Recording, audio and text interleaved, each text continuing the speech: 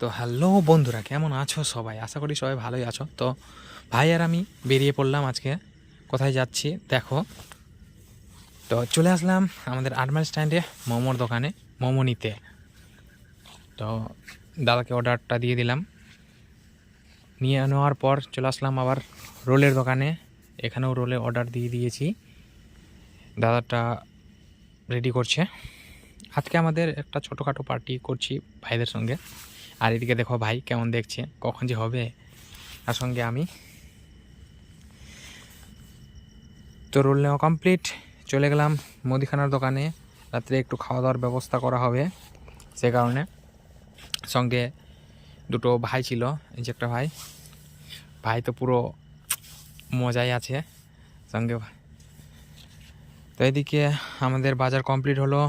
আসলাম বাড়ি এসে ভাই তো এই যে পুচকি ভাইটাকে দেখছো, সেই লেভেলের বেলুন ফুলায়। কারো যদি লাগে বেলুন ফোলানোর জন্য তাকে বলবা। আর এই যে এইদিকে দেখছো আমাদের 4-5টা এখানে হবে। তারপর তো শুরু হয়ে গেছে এদিকে মোমো বিতরণ। এই যে দেখছো মোমো বিতরণ শুরু। এই যে ভাই আছে, বোনেরা সব সকলে মিলে। আর এদিকে চলছে রাত্রের আইটেম, লুচি ভাজাভাজি। লুচি লুচি ফুলকো লুচি, গানটা তো শুনেছো সবাই।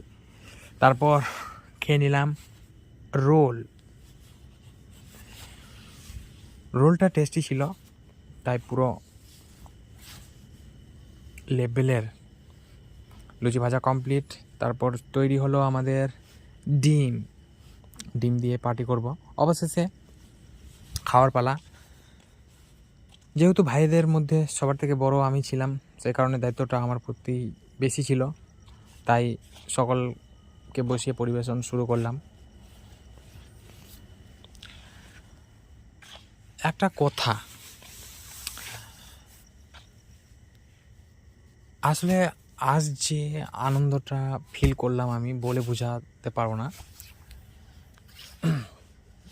এই ভাইদের সঙ্গে থেকে পুরো দিনটা এদের সঙ্গে কাটলাম, মনটা ভরে গেল। মানে ভাষাই খুঁজে পাচ্ছি না বলার। পুরো ছোটোবেলার স্মৃতি মনে পড়ে গেল। ছোটোবেলা কী করতাম, খেলাধুলা।